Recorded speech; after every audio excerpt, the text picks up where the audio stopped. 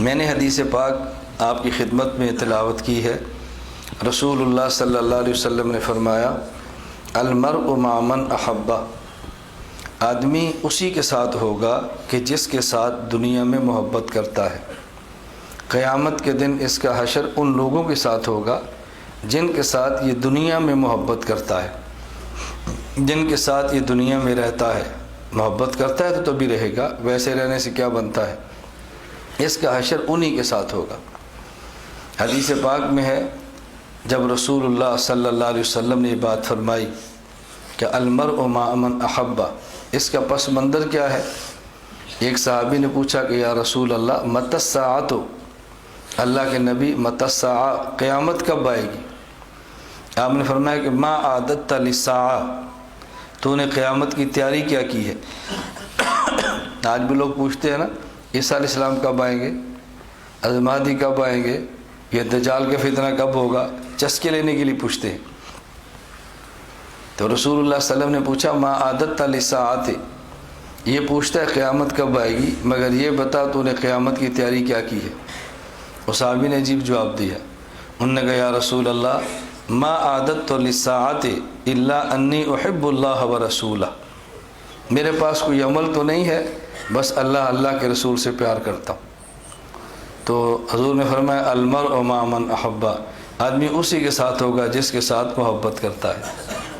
حضرت انس فرماتے ہیں کہ 23 سالہ دور نبوت میں اتنا مزہ نہیں آیا جتنا اس جملے کا مزہ ہے۔ جتنا اس کا مزہ ہے نا، ہمیں اتنا کبھی مزہ تو آتا تھا، لیکن اس جملے کا جو مزہ ہے ہم بتا نہیں سکتے۔ کیوں؟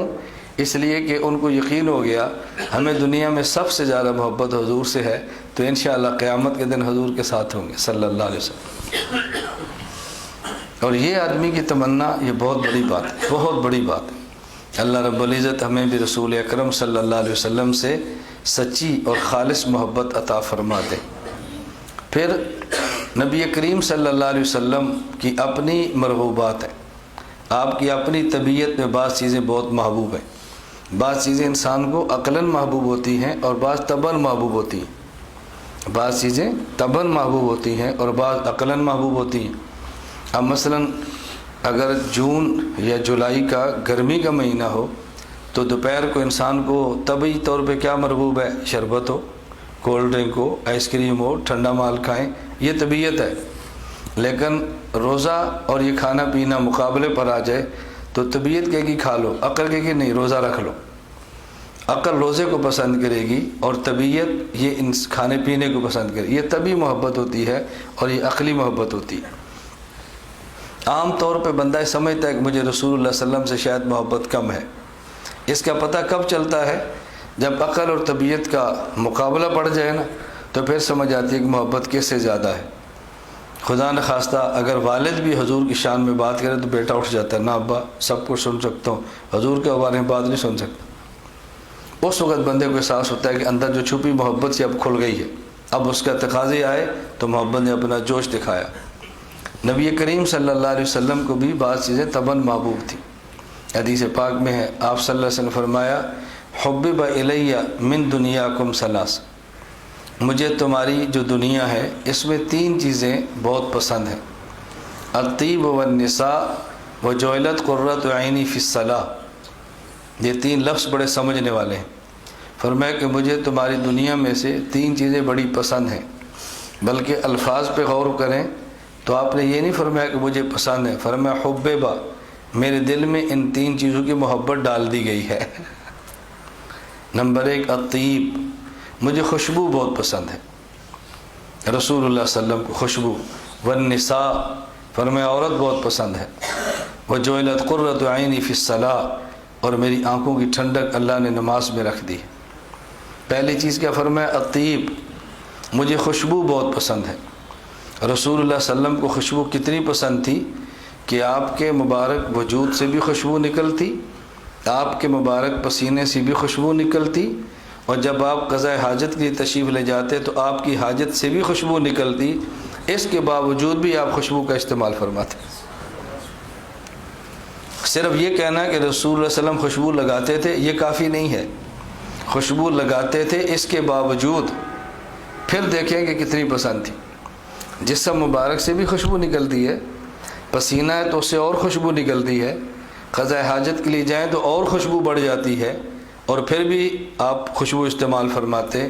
اللہ کے لیے فرماتے ہیں مجھے خوشبو بہت پسند ہے، بہت پسند، رسول اللہ صلی اللہ علیہ وسلم کی محبت ہے، خوشبو بہت پسند ہے۔ دوسرا لفظ فرمایا النساء، مجھے عورت بہت پسند ہے۔ آج کے دور میں جب یہ جملہ کہو ہر آدمی کے کان کھڑے ہوتے ہیں۔ اللہ کے نبی نے کیسی بات فرما دی صلی اللہ علیہ وسلم؟ اس کی وجہ ہم جنسیت، خواہشات اور سیکس کے گندے ماحول میں پلتے ہیں، گندے ماحول میں جوان ہوتے ہیں، اور ہمارا پورا معاشرہ چونکہ اخلاقیات کے اعتبار سے اتنا گرا پڑا ہے کہ یہ لفظ زبان نبوت سے نکلے تو پھر بھی جلدی سمجھ نہیں آتا۔ رسول اللہ صلی اللہ علیہ وسلم کے دل میں جو عورت کی محبت تھی اس کا وہ معنی وہ نہیں ہے جو ہمیں ہوتی ہے۔ نبی پاک صلی اللہ علیہ وسلم النبی اولا بالمؤمنین من انفسهم ازواجہ امہاتہم، پیغمبر کی بیوی اگر امت کی ماں ہے تو پیغمبر پوری امت کے باپ ہیں۔ تو باپ کو بیٹی سے جو پیار ہوتا ہے نا، وہ ذہن میں رکھ لو تو پھر سمجھ آئے کہ پیغمبر کو عورت سے محبت کا مطلب کیا ہے۔ رسول اللہ صلی اللہ علیہ وسلم یہ کس دور میں فرما رہے ہیں؟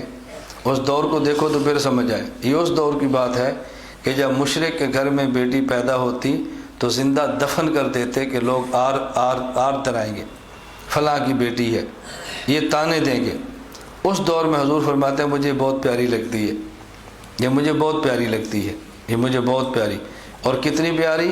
اللہ کے نبی نے فرمایا کہ جس کے ہاں بچی پیدا ہو، اس کی تربیت کرے، پھر اس کی شادی کرے تو جنت میں ایسے ہوگا میرے ساتھ جیسے یہ 2 انگلیاں اکٹھی ہیں۔ بتاؤ کتنا مقام دیا ہے۔ جب لوگ عورت کو نحوست کی علامت سمجھتے تھے اس دور میں حضور نے فرمایا کہ جنت اس ماں کے قدموں میں ہے، اور یہ نہیں فرمایا کہ نیک ماں کے قدموں میں ہے، ماں کے قدموں میں ہے، وہ ماں نیک ہو یا ماں بد ہو، ماں کے قدموں میں ہے، اللہ کے نبی فرما رہے۔ اب رسول اللہ صلی اللہ علیہ وسلم نے کتنی بات سمجھائی ہے۔ جب یہ پس منظر ذہن میں رکھیں گے، شفقت والی محبت، تو پھر آپ کو یہ وہم نہیں ہوگا کہ اللہ کے نبی کیوں فرماتے ہیں مجھے عورت بہت پسند ہے۔ رسول اللہ صلی اللہ علیہ وسلم کی پسند کا معنی وہ نہیں جو ہمارے ہاں ہے۔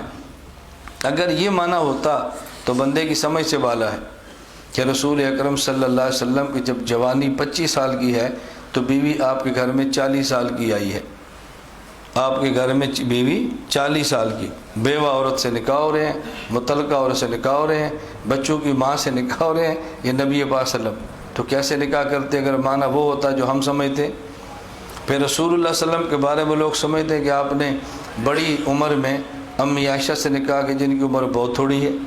اگر اس کی وجہ یہی ہوتی کہ تھوڑی عمر ہے تو جب اللہ کے نبی صلی اللہ علیہ وسلم کائنات کے سردار تو ویسے ہی تھے، مدینہ منورہ میں حکومت بن گئی تو پیغمبر صلی اللہ علیہ وسلم کی حکومت کتنی دور تک پھیلی ہے۔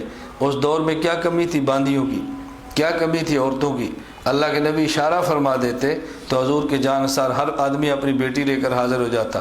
لیکن حضور کیا محبت کا معنی وہ نہیں جو ہم سمجھیں۔ اس لیے میں وضاحت کروں، پس منظر ذہن میں رکھو۔